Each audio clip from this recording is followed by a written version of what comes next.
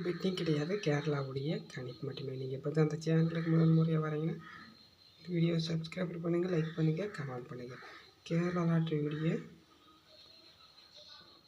Kerala lottery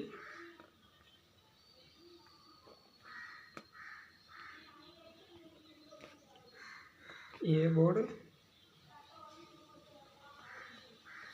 guessing.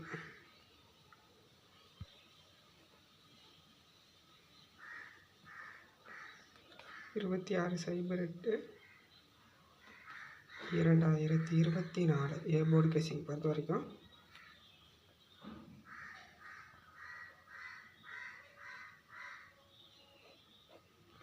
4-3